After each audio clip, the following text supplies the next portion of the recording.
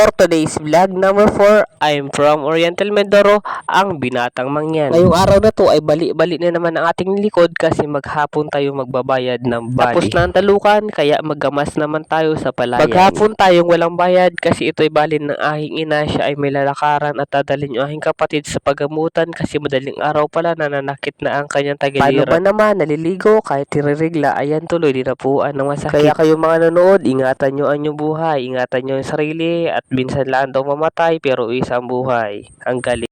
Ang galing! Ang galing!